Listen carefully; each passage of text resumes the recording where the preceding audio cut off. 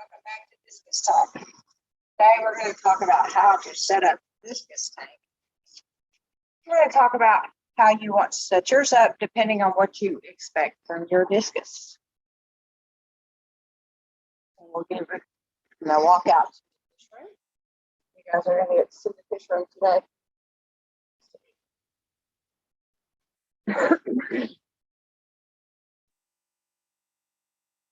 Okay, turn my volume down. Hi, Steiner. Hi, Roger. Welcome back. Uh-oh, I've lost my video.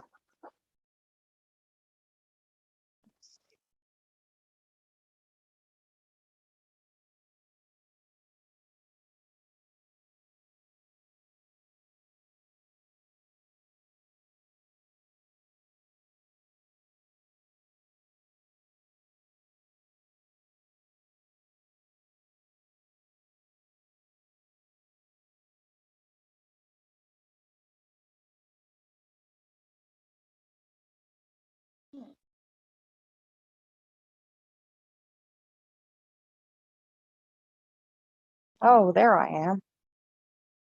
It seems I'm having an issue with switching over to the YouTube from the phone. I'm losing my camera when I do that. So I'm going to turn you guys around. I'm going to show you a little bit of my fish room. Won't get to see everything, but you've got a 150 coming in here.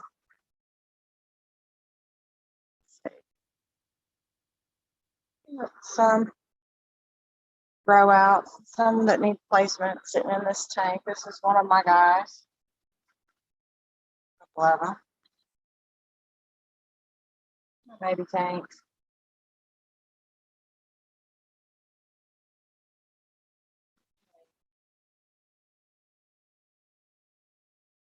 I'm going to switch back over. I'm going to run back into the hospital room because I can't do the YouTube questions.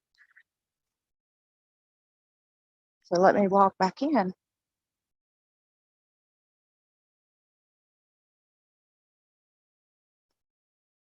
Hope y'all are doing okay today.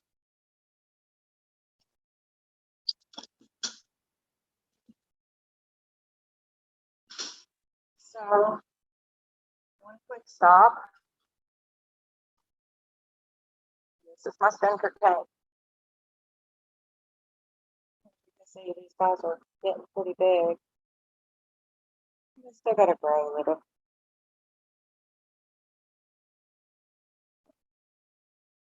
Okay.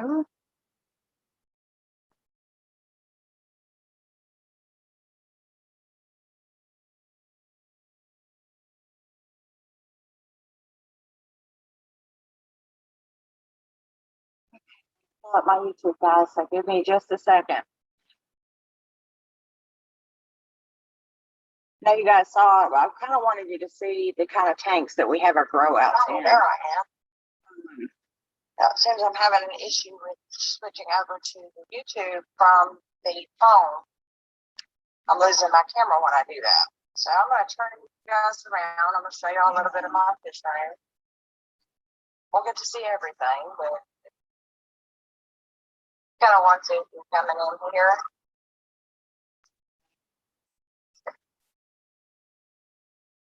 Some grow outs, some that need placement sitting in this tank. This is one of my guys. Sorry guys, I'm having technical issues here. I didn't realize I was going to have. I thought I had them all worked out before I started. Okay. Okay.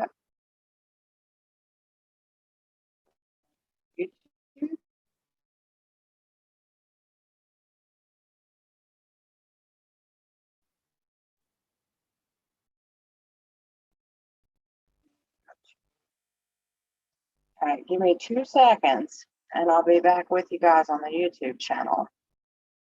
Sorry about that.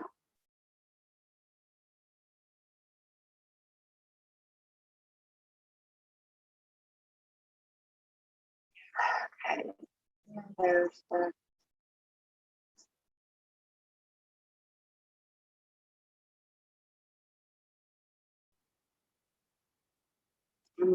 Mango, I really didn't need to know that you're washing it from the toilet.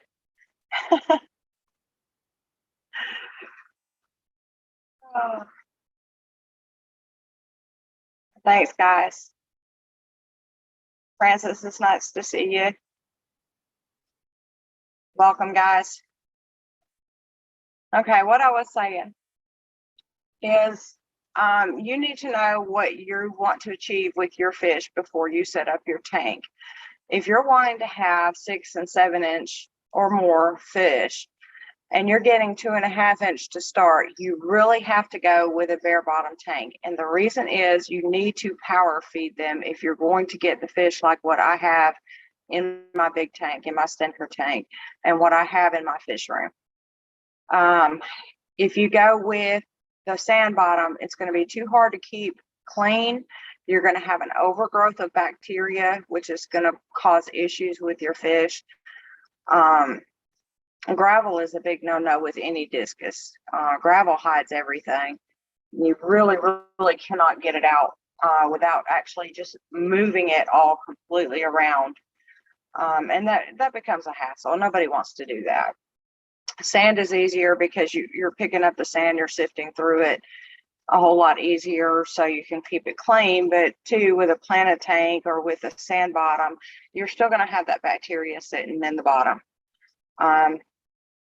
Now, we've had issues in our home with sand bottom. We've decided to take all of our tanks to a bare bottom just to keep from having those issues.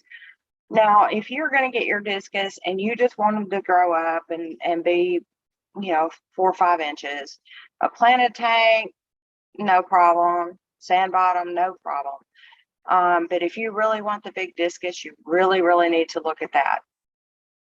Okay, for filtration, you're going to need a good amount of filtration to keep your discus tank at least clean enough for them. It takes a lot of water changes, but it helps to have that filtration up. We use canisters. I've got the 150 where you saw the fish by the door.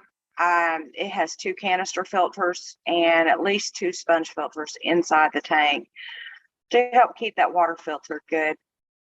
The babies out there, the melon babies, are sitting in the 150 with a sump and a canister filter with, I think, 2 sponge filters in it.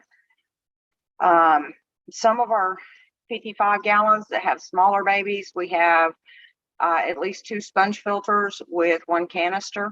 I think we have 2 of those running right now with 1.5 inch, 2 inch babies in it.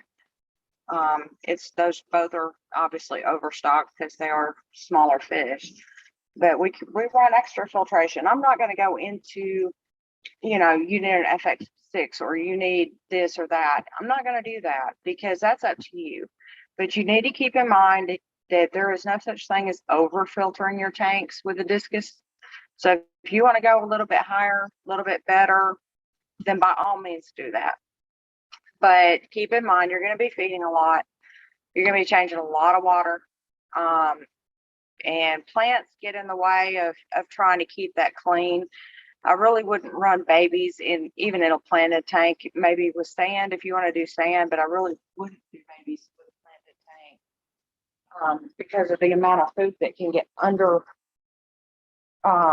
the plants. We had somebody in one of the groups the other day. She was talking about she removed some of her plants and the amount of waste that came out from under the plants was absolutely amazing.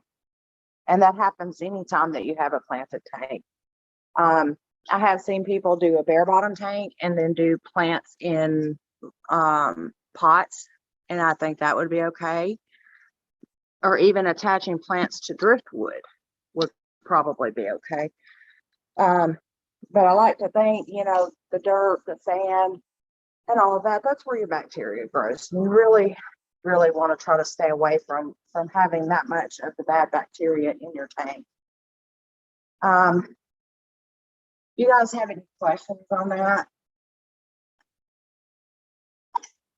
I really don't have a whole lot on keeping a tank, but I wanted to clarify because we talk about it in the group all the time. People come in and they have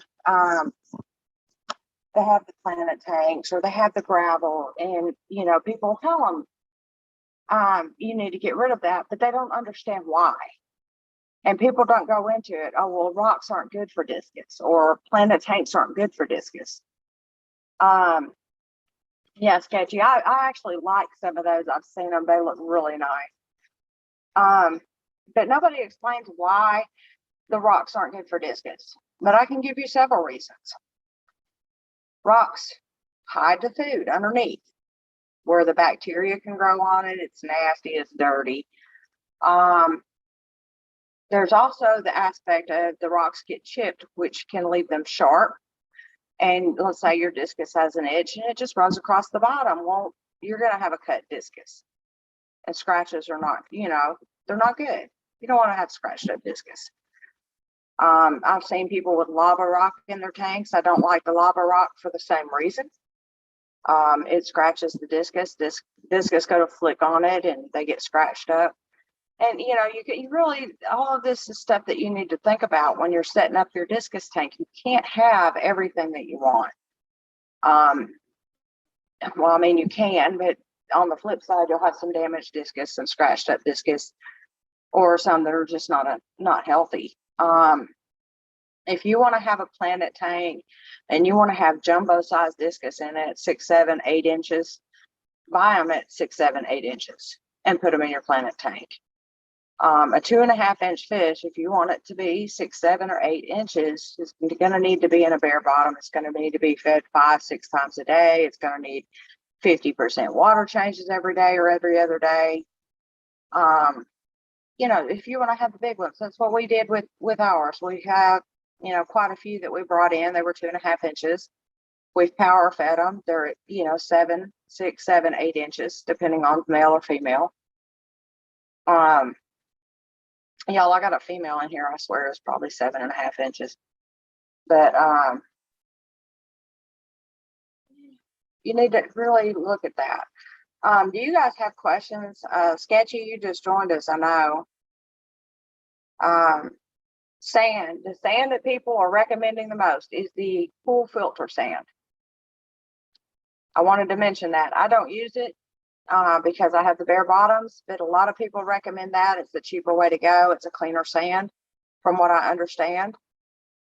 So if you do want to go with a sand bottom, I would recommend using the pool filter sand. Keep salt on hand. If you've got babies and they start acting funky, throw salt in there.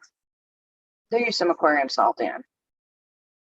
That seems to be one of the best ways to know if it's just stress related, if it's something minor, to take care of it. Paint the bottom, yes. Paint the bottom or cover the bottom. You can use a piece of cardboard on the bottom, but make sure that the bottom of the tank is covered. That stresses them out more than anything. A lot of times, sometimes when we have juveniles, we will actually do paint the sides of the tanks too. That keeps them from getting stressed as easily. What else can we go into, Sketch? I know there's more that I'm not thinking of that I was going to talk about. A shout out to Kim. Kim had an accident yesterday, and I hope she's feeling better. I'm sure she's probably watching, and I really, really hope you're feeling better, girl.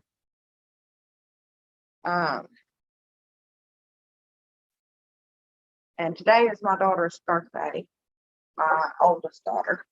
So happy birthday to her. Don't ask me how old she is because I don't have a clue. But I'm betting she's somewhere around 33.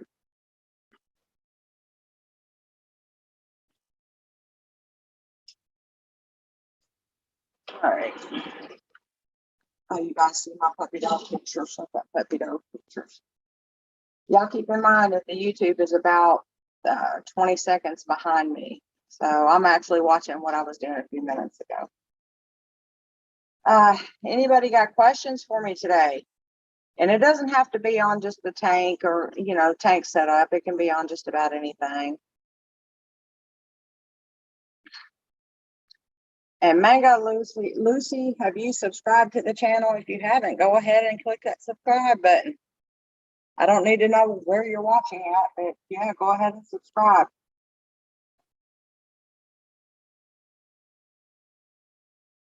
Okay.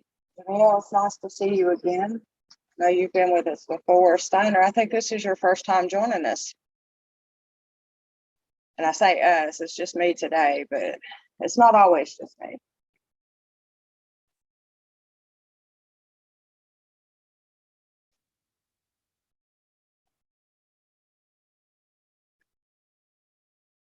Well, guys, I guess that's about it for today. If nobody has any questions, I just wanted to go through setting up a discus tank and the reasons why we say don't use gravel, the reasons why we don't use sand or planet tanks for babies. Like I said, if you want a planet tank, you want a gravel bottom, well, I don't even recommend a gravel bottom at all. But if you want a sand bottom or a planet tank, get bigger fish. You're going to be a lot happier. They're going to be a lot more successful and have a lot less problems. One thing I do want to add while I'm on here, I've been seeing recently a lot of preventative medications being used. And I want to make this point. I've made this point before, but I'm going to make it again. There is no such thing as a preventative medication. Not any of them. You can use prophylactics, vitamins, that sort of thing. But as far as preventative medication, there is no such thing. If you treat your fish for worms and you're not introducing new fish, they don't have some worms. Sketchy, you missed the fish. I was in the fish room. I sure was. I'll run back out there before I finish and let you guys see some more of the fish room. I've got 2 batches of babies that are turning out really, really nice. And I would love to show them off.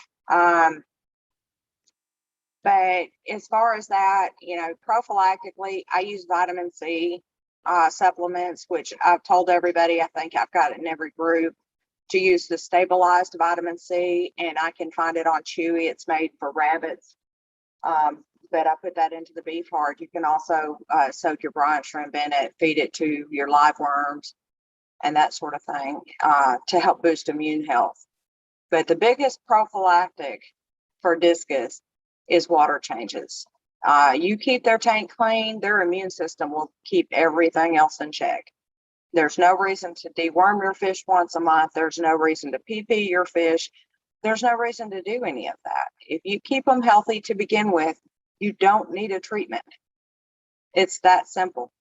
And I see many, many people that get fish from all different places and never have an issue with those fish because they're taking proper care of them. And that is the biggest issue with discus, is you've got to do those water changes religiously and you've got to feed them healthy food.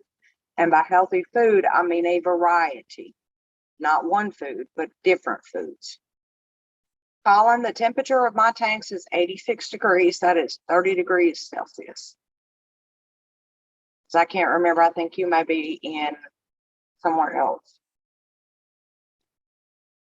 I think you're in Canada, right?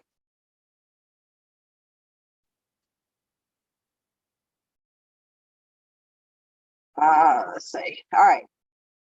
My battery on my phone is almost dead. I should have charged it ahead of time, but I am going to try to take you guys out to the fish room real quick. And I will not be able to see the chat until I come back in. So if you guys have any questions, you can go ahead and type them in, but I will not answer them right away.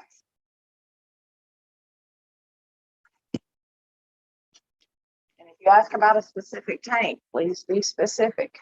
I will put a name to the tank so that you can be specific and tell me which tank you're talking about. And we'll stop back by the stinkers first because I think Sketchy wasn't here for the stinkers. These guys are getting huge. I got a couple of them that are really big. This guy right here, super huge. Got some fatties in here. My dark angels, checkerboards. That's the only female pigeon, silver pigeon, that I've got. It's this girl right here. There's my boy. These are the white leopards. I really like these.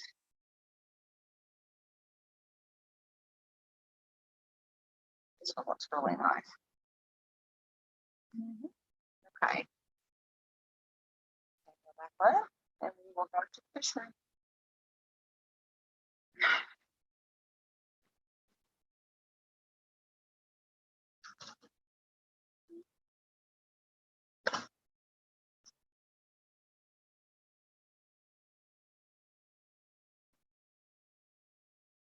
And I don't think that my husband is in the fish room. He is actually working on a car right now. So no surprise. So here we go. There's the F1s. You guys remember them? Some all the guys. Now I've got some of my melon babies in here, and they are getting really, really big, really, really fast. And this is one of them back here. I think somebody named it a galaxy turquoise. I haven't given it a name because it's a melon baby. This one is also this one. I don't like the camera, so they get right up in my face. There we go. You can see they've grown really, really well. And these are the melon babies, the remainder. And we still have our photos growing everywhere. That one that's over there actually came from Pat Husband's house. It was growing wild outside of her house. And it has huge leaves up here somewhere. I can't really see them anymore. But it had the biggest leaves on it I have ever seen. But you see, these guys are growing. They're doing great. This is one, I don't know if some of you might remember, I have an asshole tank, and it actually had the label asshole on it. And this is him. And he is still in the asshole tank. He doesn't get along with anybody. Hey, guys. Look, I have a little tank. I have Legos, I have Blueberries, and they have photos. And I have, I don't know, because I'm not up there. I've got baby Plecos, and I've got more baby Plecos. I've got baby Plecos everywhere. Seriously, everywhere. All right, I got my Jeffrey boys. I've got my big couple. They're for sale. This is from my yellow melon, which called that. I have a red melon and a yellow pigeon, and the pigeons are from them. The non-pigeons down here, these rose reds or red covers, whatever you want to call them, actually came from this couple. So these are separated from their siblings because there was too big of a batch. And the siblings are over here. And these are the melon babies from that pair.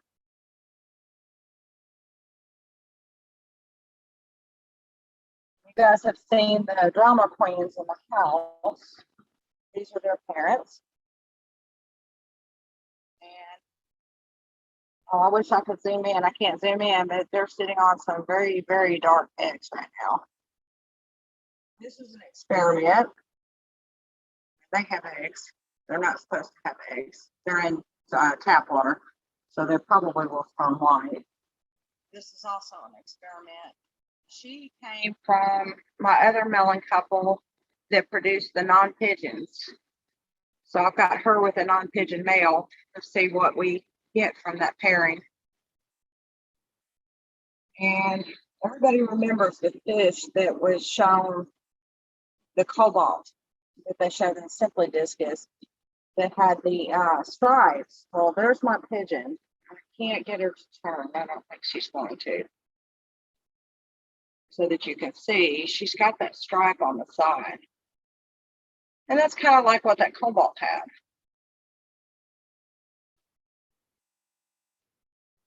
And that's pretty much it for the fish room right now. All we've got going on. We are winding down for the summer with breeding. We'll probably start back in the winter or the fall. Doing some more breeding projects. But we have experimental projects going on that we're not really trying. The Rose Reds will probably have babies from that batch, and I kind of hope they do. I've got about 20 or so in the house, and they look great. I mean, they really look great. So we'll see. I'm going back in, so I'll be back to look at the questions in just a minute. I gotta hook my phone back up to the charger.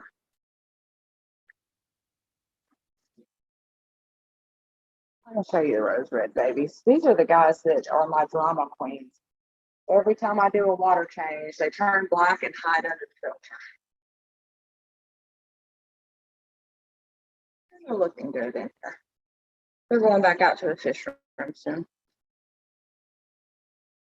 Okay. The pied fish. Yes, the pied fish. The piebald. Yes, I need blue diamonds, Bob. When are you coming down? The white leopard.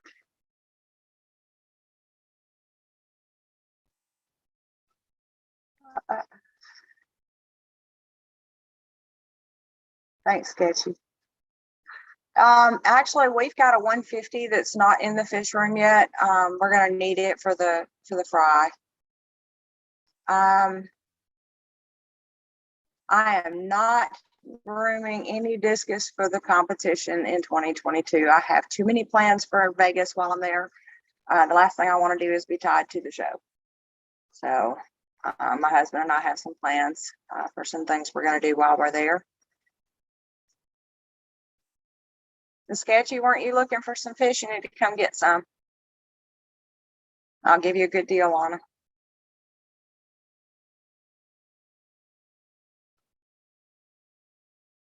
Bob, you're going to make me have to come up there. I mean, really.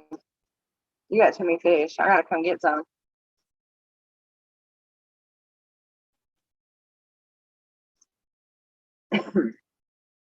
Roger, which ones were the white leopards? Were those the ones from Stenker that you were talking about? Those are really, really pretty. And the big male that's in there is actually the pigeon snakeskin male. And he is really pushing, getting really big. And I expect them to grow for a few more months yet. But that's the plan anyway. So I'm going to plug this back up.